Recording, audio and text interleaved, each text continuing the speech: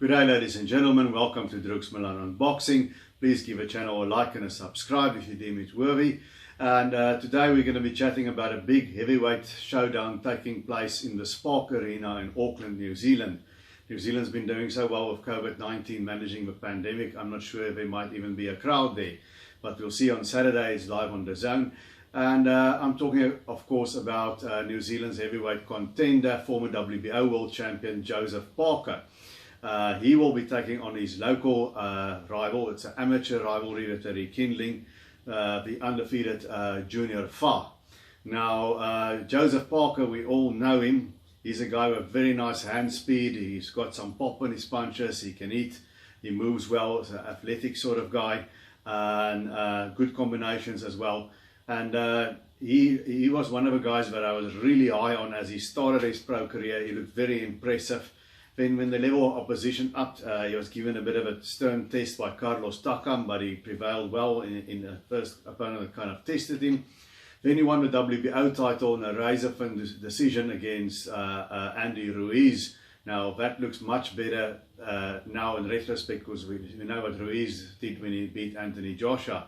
But then from that stage on, when the opposition, the level of opposition increased, to me, Parker lost a bit of his zing. You know, he had two very unimpressive title defenses against Razvan Koyano. It's the kind of guy you need to get out of it. He couldn't. And then another decision where people were not in a good, some thought Fury deserved it, some thought Parker did enough. I thought Parker did enough, but he beat Hughie Fury, the cousin of Tyson Fury. And then he lost his WBO title, of course, in a big unification against Anthony Joshua for his first defeat, you know. And in that fight, okay, the referee didn't allow him to fight much on the inside. But to me, Joseph Parker was a bit wary and overly careful of Joshua's power. You kind of thought that he should have maybe just took the chance and stepped on the gas. And then he lost his next fight, his other loss against Dillian Whyte. Now there was some glory in that defeat for me. The first knockdown was out with a headbutt that the referee didn't pick up on. And then the second knockdown that Whyte put Parker down with was a legit knockdown. But then in the last round, Parker came on and he had Whyte, knocked down Whyte. He had him almost out on his feet. And then once again, I think if he could just have pushed it a little bit more earlier, not left it till the last round, I think he could have won that fight. But that was that. He's been on a couple of wins since. And now I think he needs to make a statement on Saturday to say, listen, I'm still a contender. He is a contender anyway, but I can still win a world title. I might still upset Anthony Joshua or Tyson Fury.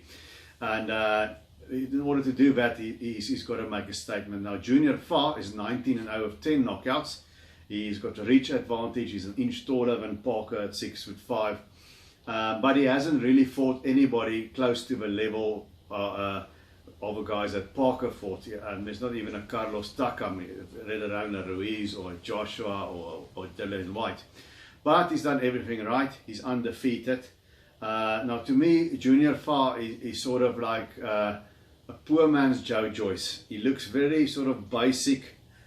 He does a bit of everything. He sometimes commits on his jab, sometimes he doesn't, but he's busy. He's not as busy as Joe Joyce, and he's not as heavy-handed nearly as Joe Joyce. As I've said, a poor man's Joe Joyce. But he's busy and he does a bit of everything.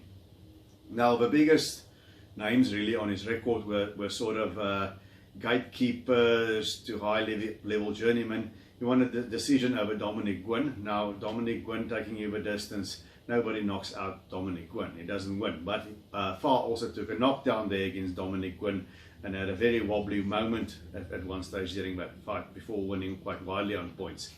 And then he took on Devin Vargas, you know, and Devin Vargas he beat on points also. Now, a guy like Devin Vargas, he's been stopped by Kevin Johnson. He's been stopped by Andy Ruiz in one round. All the big guys stopped Devin Vargas. So that tells me that Junior Fa is not really a puncher, not the kind of puncher that you would think a big guy like him should be. And I think it's because he doesn't sit down on his punches too much. He tends to throw arm punches. So I don't think power-wise Joseph Parker has got anything to worry about from Junior Fa. I don't think Junior Fa can win this fight on power.